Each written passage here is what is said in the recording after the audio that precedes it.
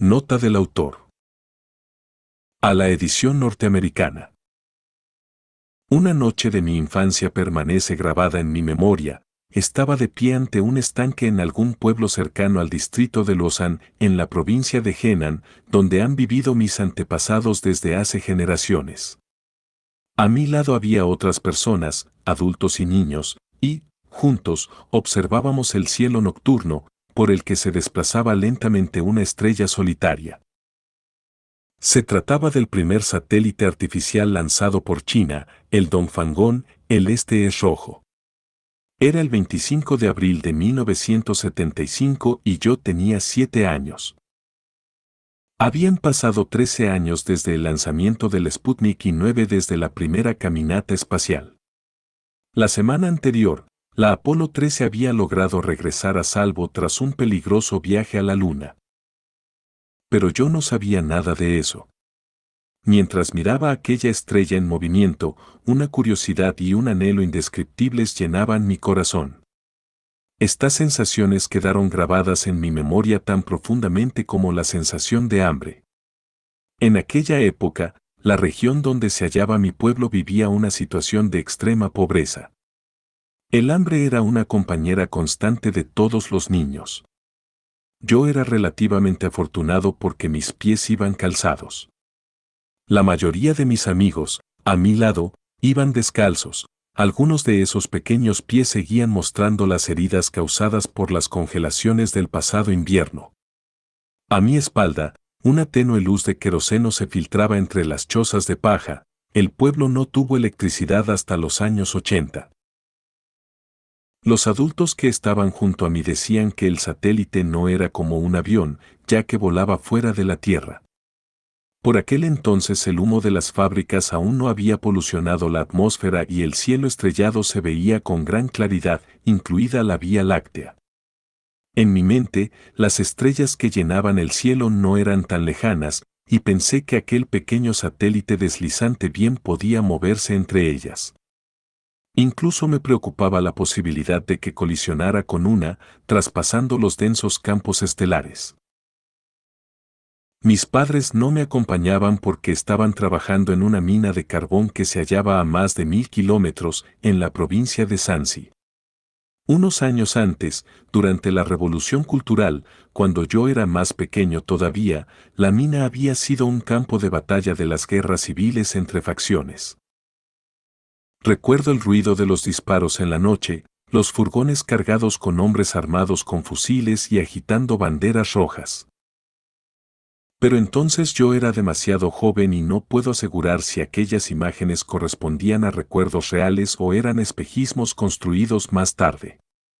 Con todo, hay algo que recuerdo bien, dado que la mina era demasiado peligrosa. Mis padres, muy impresionados por la revolución cultural, decidieron mandarme al pueblo ancestral de mis antepasados, en Henan. Cuando pasó el Dongfangón, yo ya llevaba más de 3 años allí. Años después comprendí la distancia que existe entre el satélite y las estrellas. Por entonces leía unos libros de divulgación científica básica que llevaban por título general los 100.000 porqués. En el volumen de astronomía aprendí el concepto de año luz.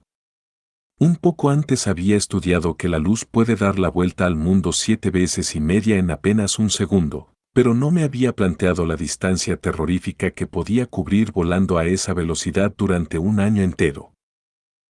Un día imaginé un rayo de luz atravesando el frío y silencioso espacio a una velocidad de 300.000 kilómetros por segundo.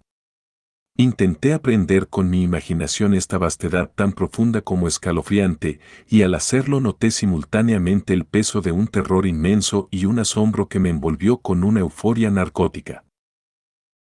Desde aquel momento me di cuenta de que tenía un talento, las escalas y las existencias que sobrepasaban desmesuradamente los límites de la percepción sensorial humana, tanto a nivel macro como micro, y que para los demás resultaban meras abstracciones numéricas, en mi mente adquirían una forma concreta. Podía tocarlas, sentirlas, como los demás podían tocar y sentir los árboles o las piedras.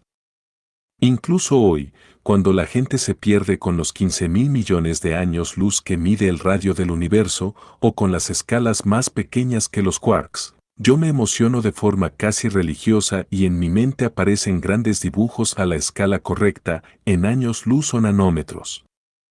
Comparándome con la mayoría de la gente que no experimenta estas sensaciones, no puedo decir si soy afortunado o no. Pero es evidente que ellas constituyeron la razón de que primero fuese lector de ciencia ficción y, posteriormente, autor del género. Justo el año que descubrí el concepto de año luz, una gran inundación, la llamada Gran Inundación de agosto de 1975, afectó una zona cercana a mi pueblo. En un solo día, en la zona de Sumadian, en la región de Henan, cayó la cantidad récord de 100,5 centímetros cúbicos de agua. Una a una, 85 grandes presas colapsaron y se calcula que murieron 240.000 personas. Poco después de la inundación, volví a mi pueblo y vi cómo los refugiados llenaban el paisaje. Pensé que estaba presenciando el fin del mundo. Así pues, el satélite, la hambruna, las estrellas, las lámparas de queroseno, la Vía Láctea, las guerras entre facciones durante la Revolución Cultural, el año luz, la gran inundación, todas ellas cosas sin conexión aparente, formaron la primera parte de mi vida y forjaron la ciencia ficción que escribo actualmente. Como escritor del género que empezó como aficionado, no utilizo este como método encubierto para criticar la realidad del presente. Creo que el principal atractivo de la ciencia ficción es la creación de mundos imaginarios que están fuera de la realidad. También creo que las historias más destacadas y bonitas que ha creado el ser humano no han sido contadas por los poetas o los novelistas, sino por la ciencia. Las historias de la ciencia son más magníficas, importantes, profundas, extrañas, terroríficas, misteriosas, sensacionales e incluso emotivas que las contadas por la literatura. Sin embargo, estas historias se encuentran encriptadas por ecuaciones frías que la mayoría de la gente no entiende. Los mitos de creación inventados por los pueblos y las religiones del mundo palidecen frente a la gloria del Big Bang.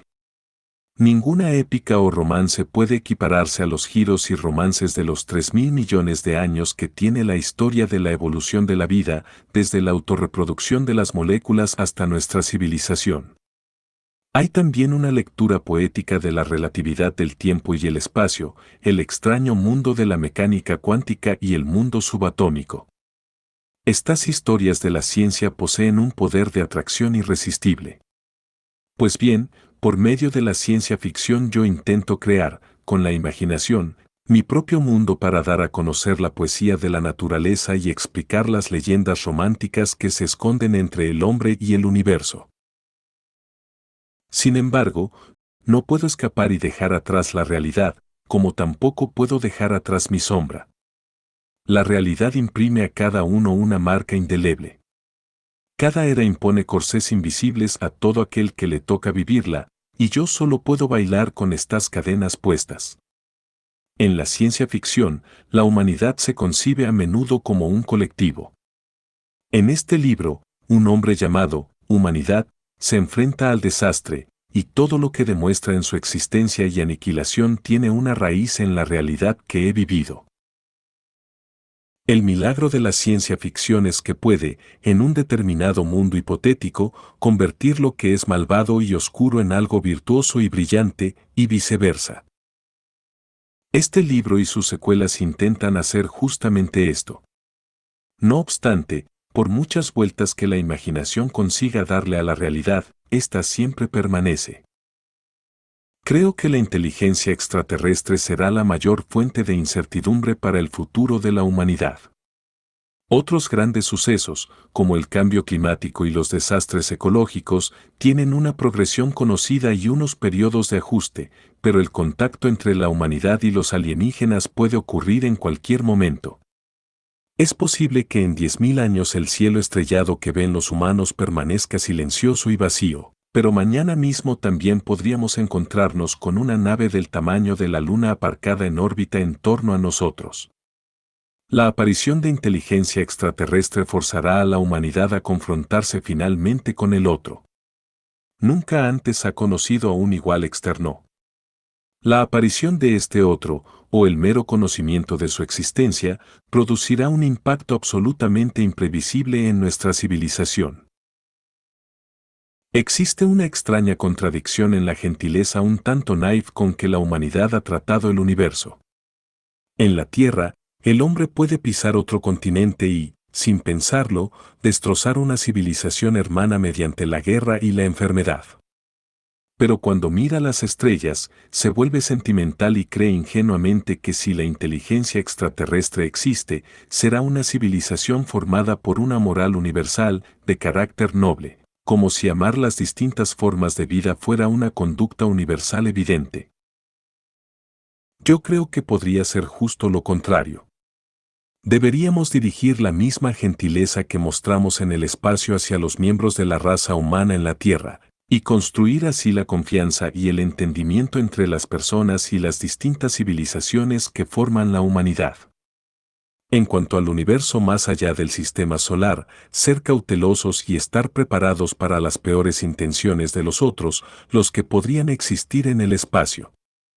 Para una civilización tan frágil como la nuestra, este debería ser el camino responsable. Una parte considerable de la ciencia ficción que ha moldeado mi afición al género proviene de Estados Unidos. El hecho de que ahora los lectores estadounidenses puedan disfrutar de mi libro me llena de placer y excitación. La ciencia ficción es un género que pertenece a toda la humanidad. Presenta unos hechos que son interesantes para todo el mundo y, por consiguiente, este género debería ser más accesible a los lectores de las distintas naciones. La ciencia ficción describe el día en que la humanidad forma un todo armonioso, y creo que no deberíamos esperar a que lleguen los extraterrestres para que ese día se convierta en realidad. Me gustaría expresar mi más sincera gratitud a Ken Liu, el traductor de este volumen y del tercero, y a Joe Martinson, traductor del segundo. Su trabajo y ayuda han hecho posible esta edición norteamericana. También estoy agradecido a China Educational Publications Import y Export Corporation Ltd., CEPIEC, a Science Fiction World Publishing y a Tor Books, que han contribuido a facilitar su publicación. Cixin Liu. 28 de diciembre de 2012.